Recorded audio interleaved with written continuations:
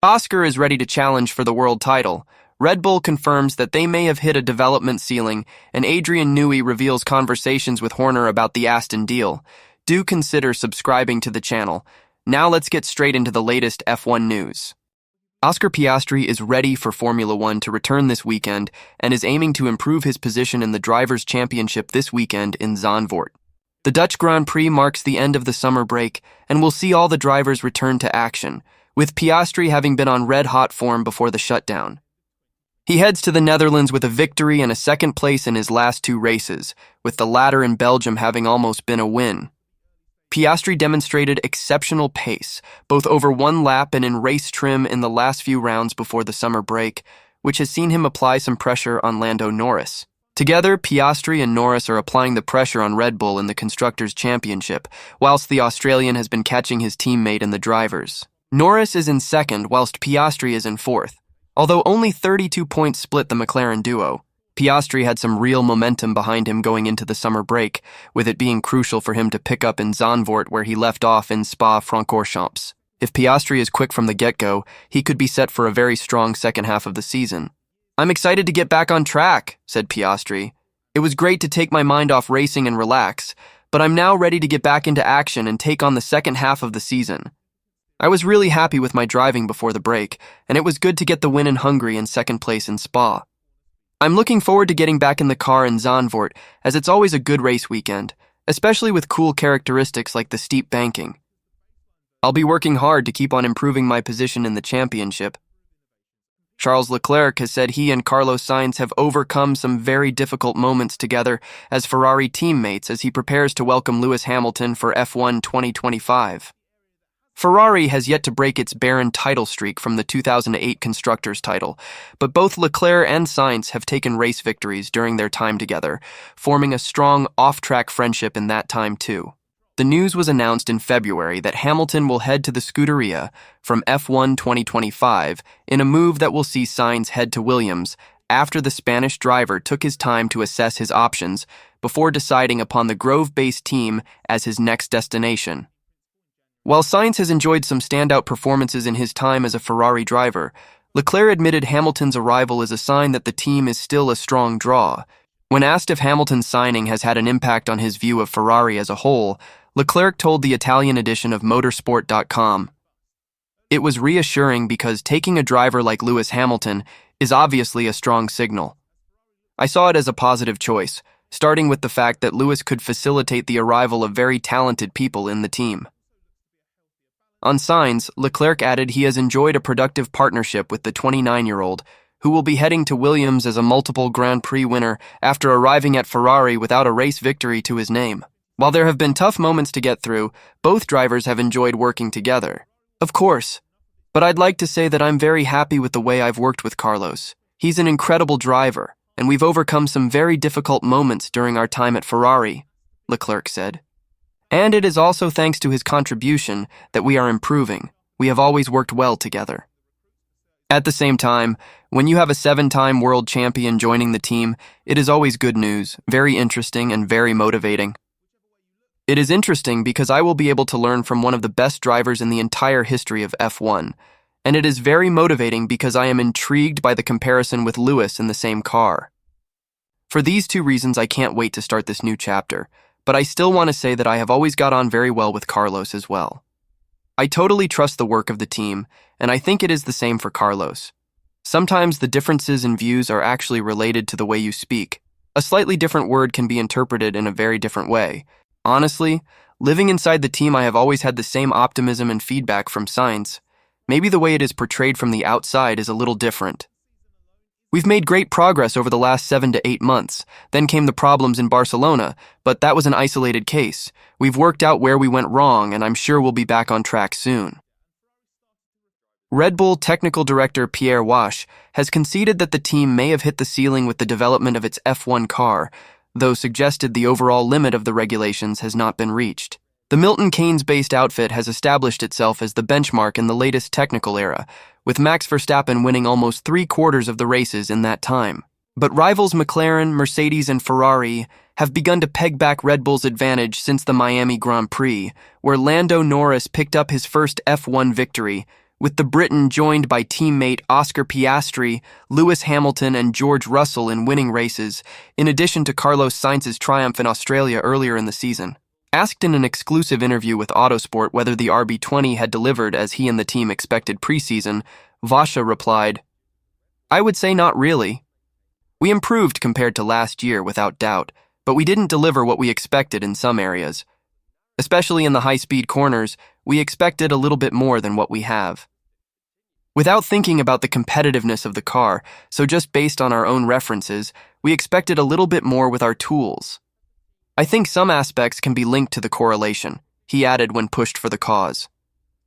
We are using quite an old wind tunnel, and it can also be linked to the reduced capacity due to our position in the championship, ATR, and maybe also the fact that this is the third year with this type of regulation.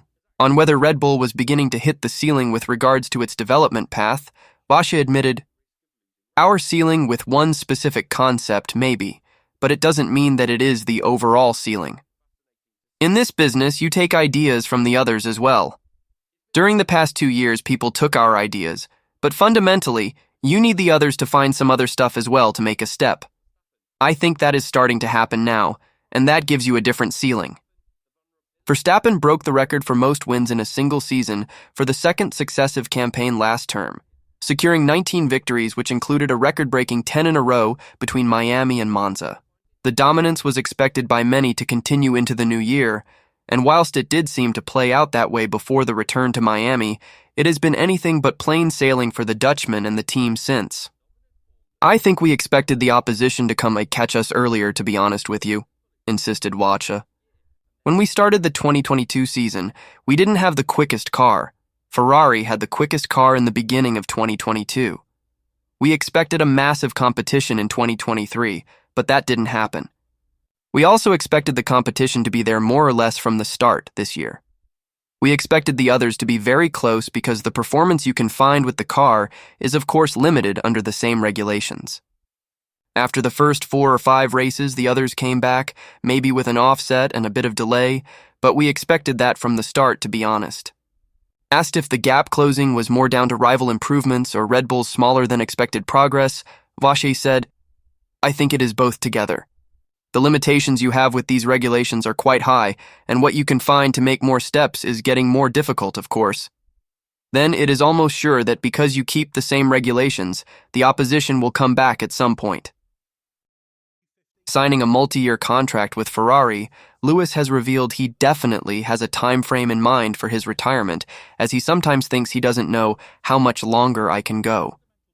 Hamilton surprised the world of Formula One earlier this year when he announced that 2024 would be his 12th and final season with Mercedes, the team with whom he won 6 world titles, as he's off to Ferrari next year.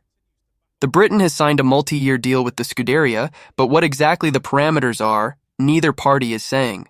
While it has been suggested it is a 2-year deal with an option for a third, it could, according to former Ferrari driver Felipe Massa, be just 1, depending on how long he wants to continue and what the results are. But for 39-year-old Hamilton, who is currently contesting his 18th season in the sport, there is a time frame in mind. "I definitely do," he told Esquire when asked about that. "There are days I'm like, shoot, I don't know how much longer I can go. There are days I'm like, shoot, I'd love a break, a proper break, because you don't get a real big break in the season like other sports. You don't finish until mid to late December, and then you're back into training already in January, and that's 2 times a day you're training. There are another couple of hours of therapy that you're doing during that time as well, so you're not really getting a huge amount of downtime. And in February, you're flat out running until December." Told that sounds pretty grueling, the 7-time world champion revealed he mentally does have a plan of where I would like to extend to, given his racing commitments extend beyond the track. "I've just got to strategize and sequence things," he said. "I'm very much about sequencing, like looking at brands that I collaborate with, companies that I'm essentially starting, how I manage my time between all those, and how I'm able to dedicate myself to this job still. Is there a time when I'm not all in and I'm just not in love with it anymore? That's the moment that hopefully never happens, in the sense that I've fallen out of love with it. But I will know when I need to stop." Asked if he'll feel it when the moment arrives, he replied, I want to make sure I really max it out while I can and fully enjoy this sport I've done my whole life.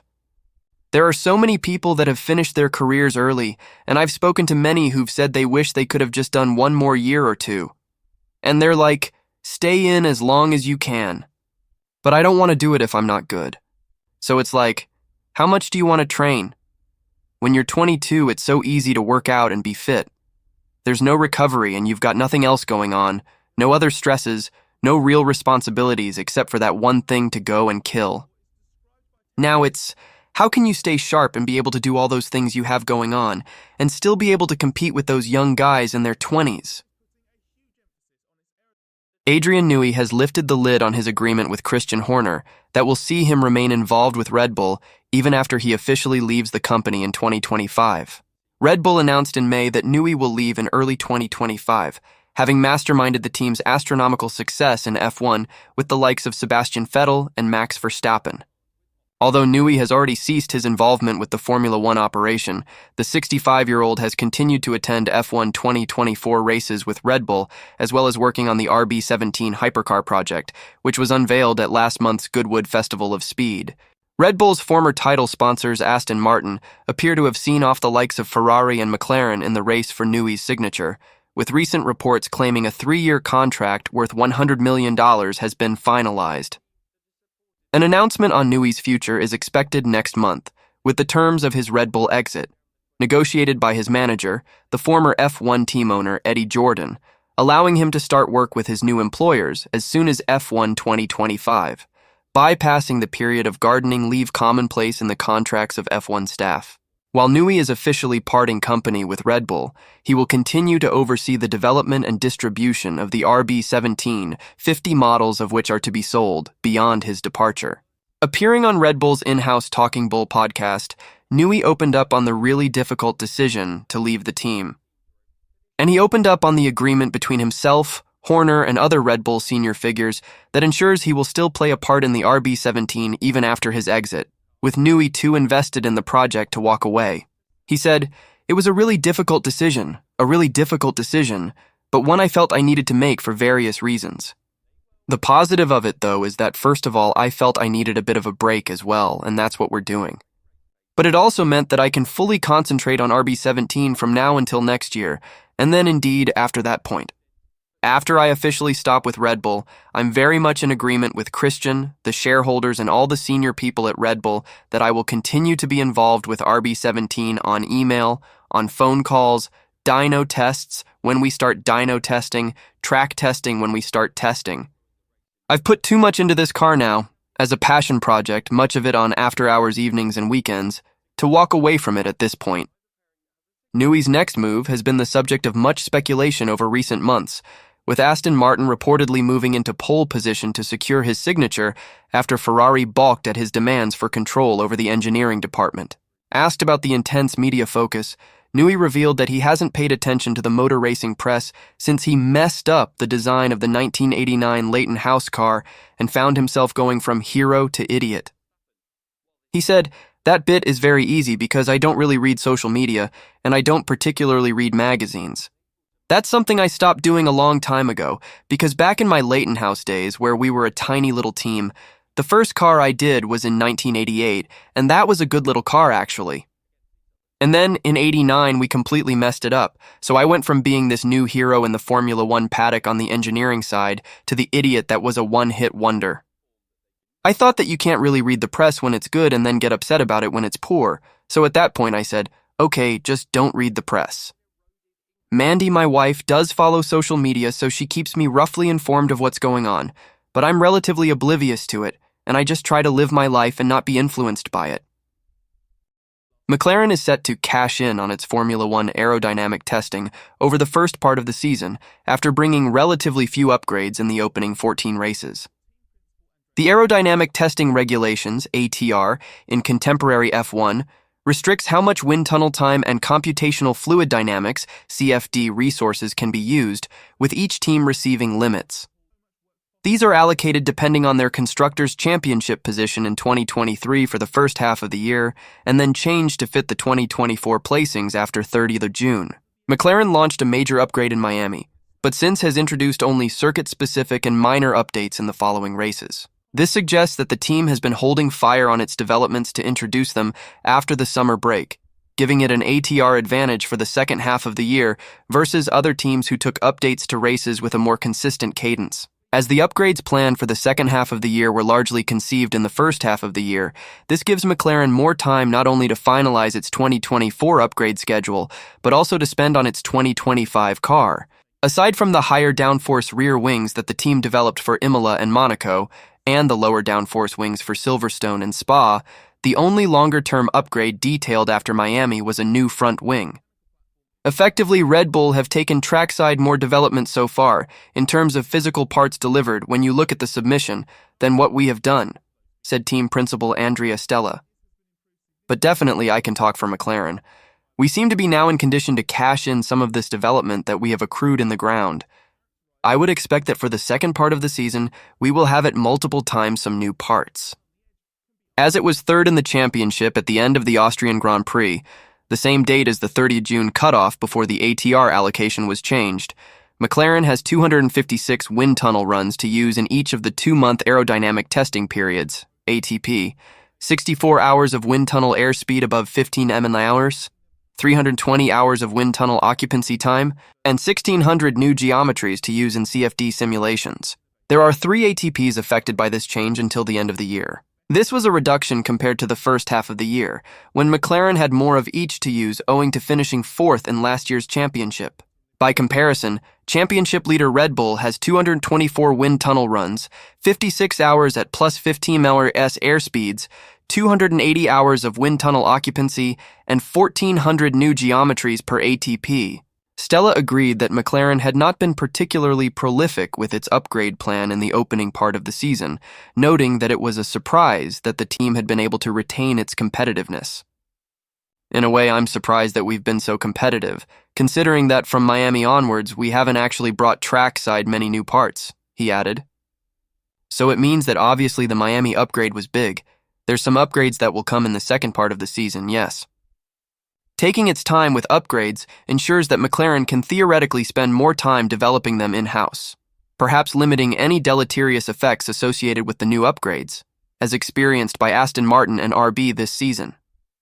RB found that its floor design was the root cause of its regression in performance at Barcelona after running a series of experiments in practice during the Austrian and British Grand Prix weekends. Thanks for watching the video. I'll see you in the next one.